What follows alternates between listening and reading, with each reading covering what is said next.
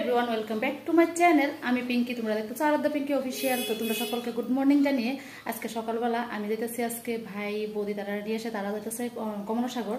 আমার বেয়াই একটা বাইক কিনছে, মানে স্কুটি কিনছে, ওটা যাত্রা করতে। তো আজকে আমরা যেতেছি কমলাসাগর। তো তোমরা সম্পূর্ণ ভিডিওটা দেখতে থাকো। তো চলো, আর দেরি হয়েছে, তাড়াতাড়ি করতেছি, বাকি কোথাও গিয়ে হইতেছে। তো চলো কন্টিনিউ ভিডিওটা দেখতে থাকো। আর এই দেখেন তাড়াহুড়া করে সেটা বাইরে হয়ে গেছি। আমার মতন কে কে আছেন যে অর্ধেক রেডি বাড়িতে হন আর অর্ধেক রেডি গাড়ির মধ্যে হইতেছি, আর আয়না হইলো মোবাইল। তো কি আর করবো, মানে দেরি হয়েছে। সত্যি কথা হইলো, যেহেতু স্কুটি যাত্রা করাবো তো তাড়াতাড়ি যাইতে হইব। তো 9টার মধ্যে বাইরে গেছি গা। এই যে আমরা আয়া পড়ছি ফাইনালি মার মন্দিরে, মার টানে।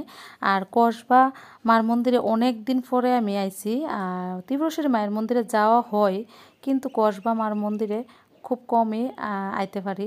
তো আজকে মার টানে আমরা আয়া পড়ছি। আমি মনে হয় 1 বছর পরে আইছি। তো আর এই সাইডে দিয়ে আসে, আমরা মন্দিরের একটা সাইডে দিয়ে আইছি, সামনে দিয়ে কিন্তু আইছি না।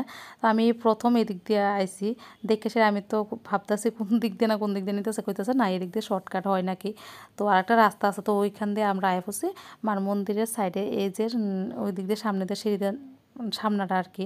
তো আমরা এখন যাইতে হইব আগে প্রথমে দিঘির, মন্দিরের সুজাই কিন্তু মার দিঘিটা আছে। তো প্রথমে যাবো আমরা দিঘিতে। এই যে আমরা দিঘির মধ্যে যাইতেছি। আর রাস্তার মধ্যে দেখছেন কত সুন্দর করে আর্ট করে রাখছে, যদিও ওইটি উইটটা গেছে গা, মানে তেমন দেখা যাইতেছে না ভালো করে।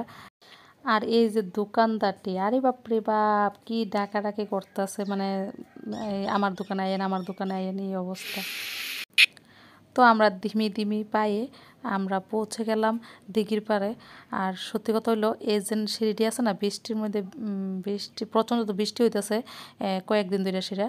তো সিঁড়িটি অনেকটা খারাপ হয়ে রয়েছে, অবস্থা খুব খারাপ। মানে এই বুঝি পড়ে নিয়ে জায়গা, এই বুঝি পড়ে নিয়ে জায়গা। তো যাক ফাইনালি আমরা পুকুর পাড়ে আইলাম।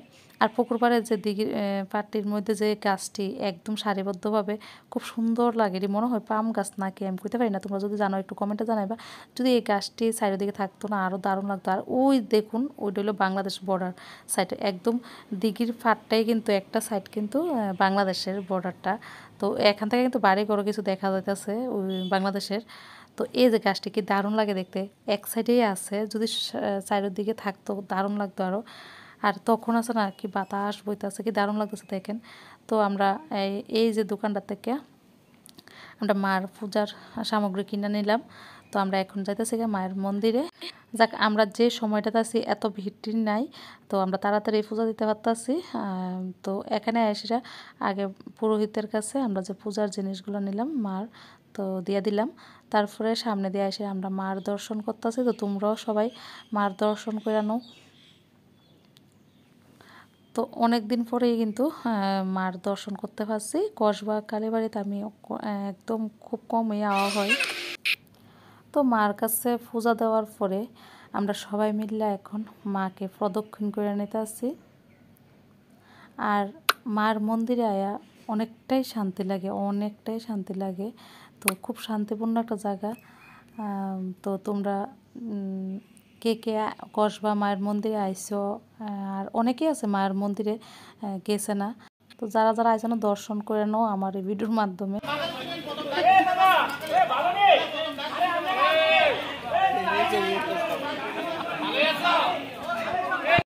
ওরে বাপরে বাপরে বাপ, টাকাটা কি কান বন্ধ হয়ে গেছে। এখন আমরা টিফিন খাওয়ান লাগে ওটা যাইয়ে নাই, আমি কম কমে আসছে টিফিন খেতে যাবে। এখন আমরা কাছে টিফিন খেতাম, পূজা টুজা দেওয়া শেষ, আমরা পূজা দেওয়া শেষ। এখন আমরা যাচ্ছি পেট পূজা করতাম। তারা বুঝছে আমরা খিদা লাগছে লাগে ডাকতেছে, ভাত খেলে ভাত খাই সব দাঁড়া রয়েছে বাইরে। আমরা এদিকে গেছে, কারণটা কি তো জানেন, কারণটা হইলো ওই যে মানে এটা না, কারণটা ওইটা ফাঁকাটা ফাঁকার কারণে তো জায়গা দিচ্ছে। আমার বেয়ের লেগেছে এটা রাখছে কিলো, এই যে আমার বেয়ে দেখছো কি মনে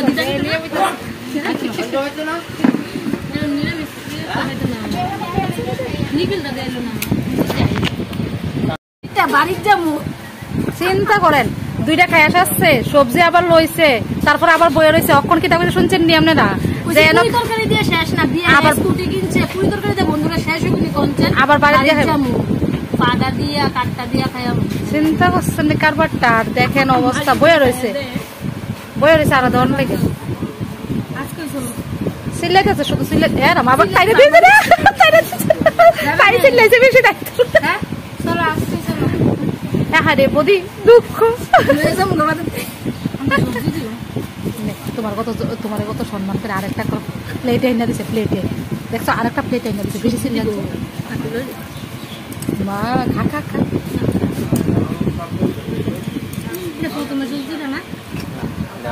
দিয়া যাও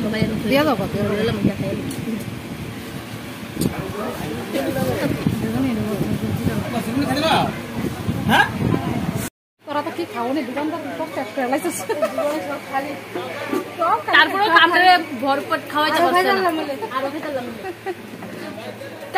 কাস্টমার এমন কাস্টমার থাকে তারা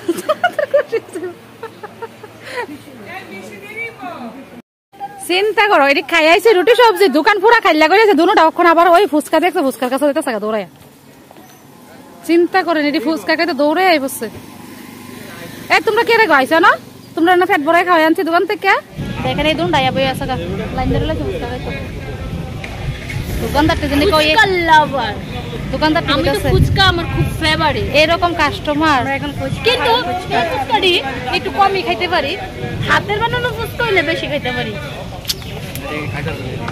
এটা গান আছে না ফুচকাওয়ালা আমার ফুচকা খাওয়াইছে কি দিয়া জানি ফুচকা বানাইছে